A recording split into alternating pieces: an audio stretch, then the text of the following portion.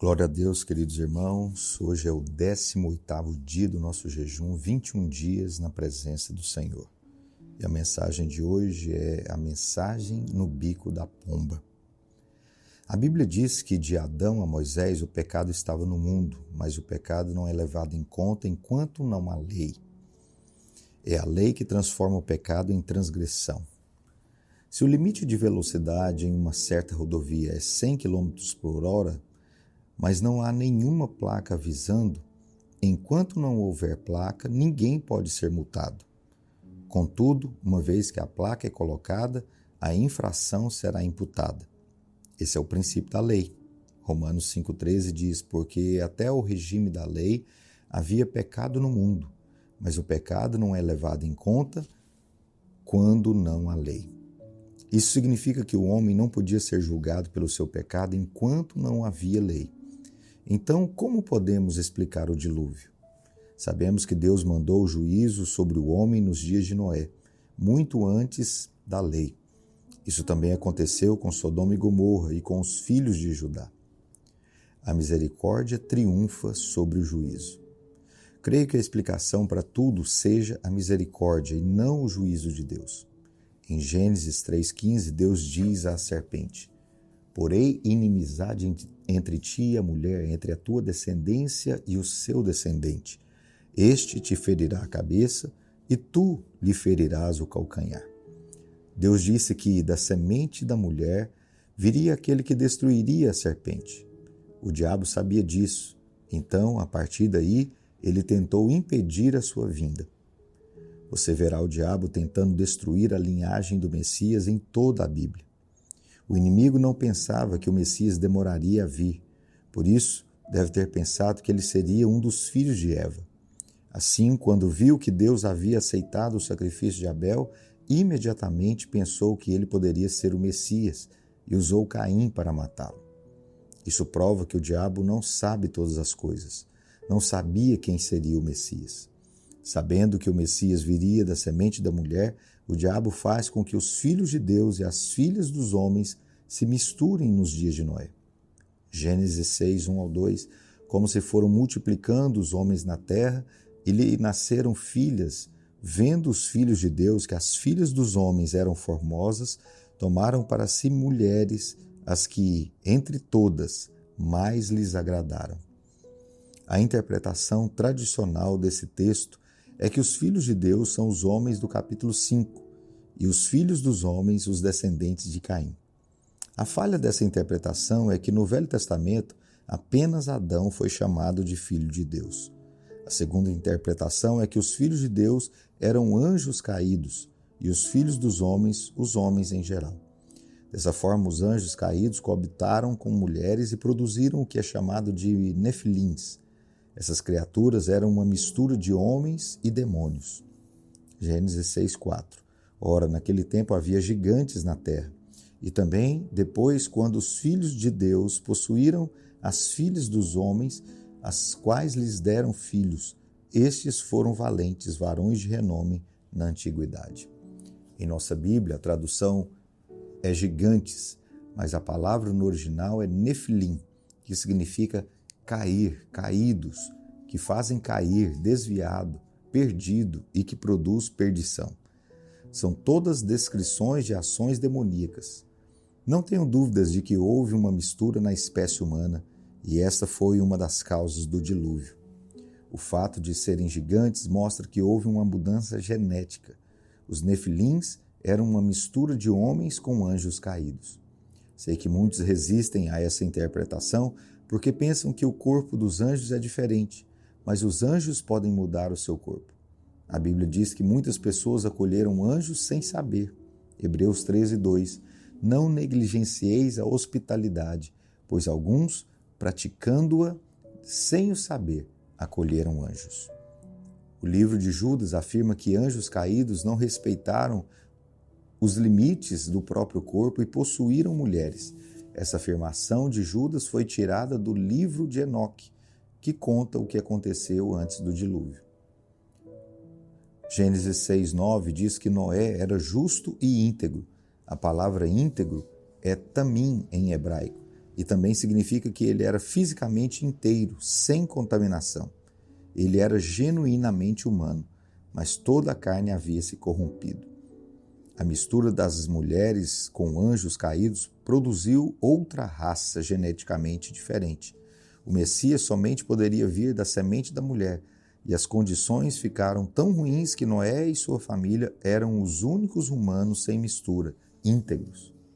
Então o dilúvio foi mais um meio de salvação do que juízo. Por meio dele, Deus preservou uma linhagem para que o Messias pudesse vir. Olhando por esse prisma, podemos ver a graça e a misericórdia de Deus no meio do juízo do dilúvio. Deus disse que a terra estava cheia de violência. Os nefilins, mutantes, estavam se matando e matando também os homens. Se não fosse a intervenção do Senhor, Noé também teria sido morto, e assim não haveria a linhagem do Messias. Compreender isso realça a graça de Deus para com o homem. Deus então muda o juízo não para destruir o homem, mas para preservar a semente humana, por meio da qual viria o Messias.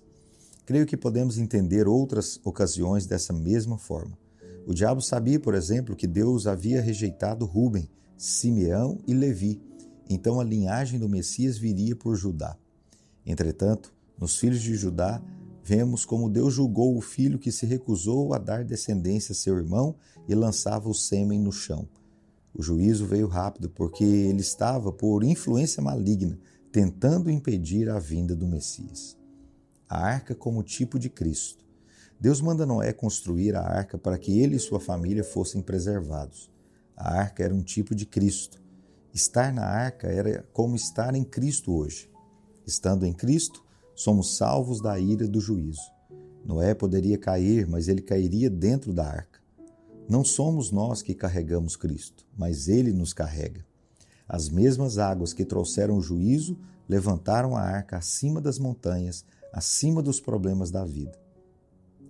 No hebraico, a palavra calafetar é kafar, que significa cobrir, purificar, fazer expiação. Essa mesma palavra é usada em Levítico, onde é traduzida como expiação. E a palavra betume é kofer, que significa piche, a matéria-prima do asfalto, mas também pode significar o preço do resgate. O preço do resgate é o sangue, e também a expiação somente pode ser feita com o sangue. Hoje estamos em Cristo, porque o preço do sangue foi pago e somos purificados do pecado. Uma vez que estamos em Cristo, estamos completamente cobertos pelo sangue, pelo preço da redenção. Por isso, quando você peca, você não cai para fora de Cristo, porque o preço da redenção o preserva nele.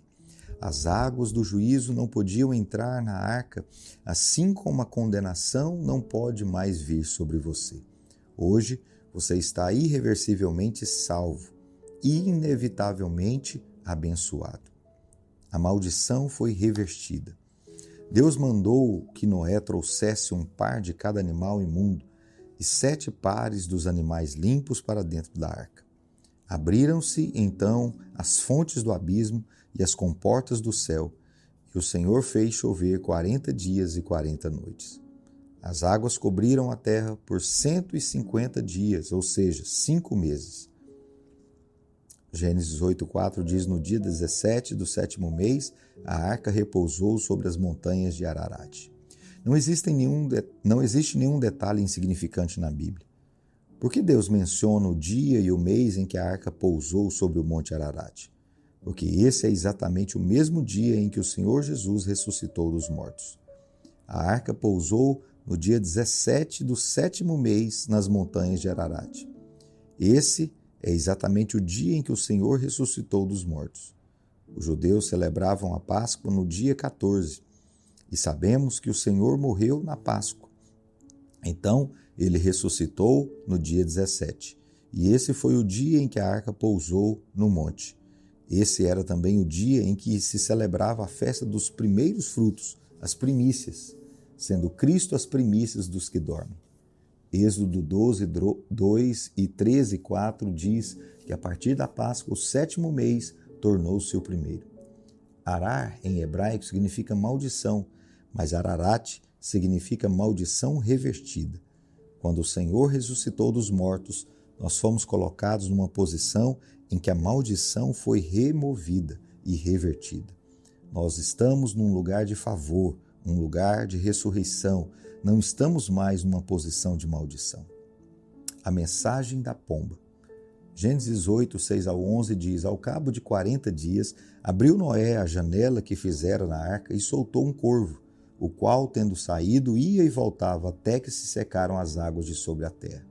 Depois soltou uma pomba para ver se as águas teriam já minguado da superfície da terra. Mas a pomba, não achando onde pousar o pé, tornou a ele para a arca, porque as águas cobriam ainda a terra. Noé, estendendo a mão, tomou-a e a recolheu consigo na arca. Esperou ainda outros 7 dias e de novo soltou a pomba fora da arca. À tarde, ela voltou a ele, trazia no bico uma folha nova de oliveira. Assim, entendeu Noé que as águas tinham minguado de sobre a terra. Depois de 40 dias que a arca havia pousado no monte, Noé soltou um corvo que ia e voltava até que não voltou mais. Certamente havia carcaças sobre as águas e os corvos, que são animais impuros, se banquetearam. Depois, Noé soltou uma pomba. Todos nós sabemos que a pomba é um símbolo do Espírito Santo.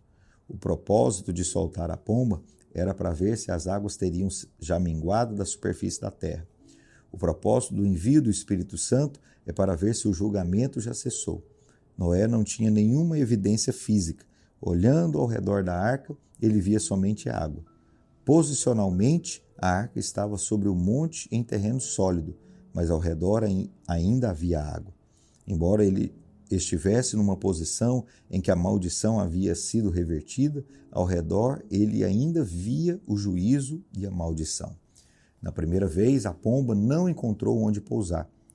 Como eu disse, havia corpos boiando nas águas, os quais representam o juízo e a condenação. O Espírito Santo, representado pela pomba, não pode repousar onde há condenação. Sempre que você aceita condenação, o poder e o favor de Deus não podem repousar sobre você. O crente que vive debaixo de condenação não tem unção em sua vida. O Espírito Santo dentro de nós é para nos instruir, mas o Espírito Santo sobre nós é para poder. Aceitar condenação é insultar a obra do Calvário.